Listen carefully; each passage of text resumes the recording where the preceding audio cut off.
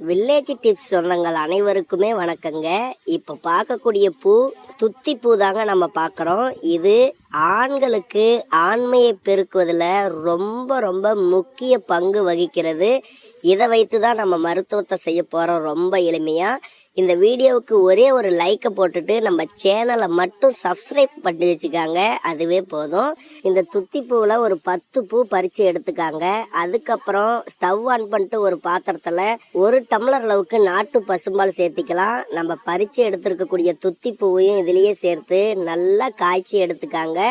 ஒரு 1/2 டம்ளர் வர வரைக்கும் காய்ச்சி எடுத்துக்கலாம். இந்த துத்தி பூவை பாலில் போட்டு கொதிக்க வச்சு நம்ம சாப்பிட்றதுனால உடனடியாக நம்மளுடைய விந்துவினுடைய எண்ணிக்கையை அதிகரிக்கும். அதே மாதிரி விந்துவும் நல்ல கட்டித்தன்மையாகும். நம்மளுடைய உடல் சூடும் முழுமையாக தனியுங்க.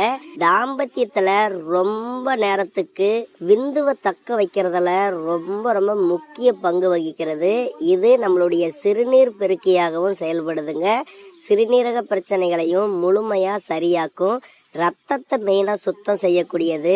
மலச்சிக்கல் பிரச்சனையை சரி செய்யும். இந்த மாதிரி பல நன்மைகளை இந்த துத்திப்பூ கொண்டுள்ளது. இதோட நாட்டு பசும்பால் சேரும் பொழுது நம்மளுடைய ஆண்மை சக்தி ரொம்ப ரொம்ப அதிகரிக்கும். நம்மளுடைய எலும்புகளுக்கும் நரம்புகளுக்கும் அதிகமான பலத்தை தரக்கூடியது. பொதுவா இந்த நாட்டு பசும்பாலையே சுண்ட காய்ச்சி நம்ம சாப்பிட்றதுனால விந்தணுக்களுடைய எண்ணிக்கை அதிகரிக்கும்.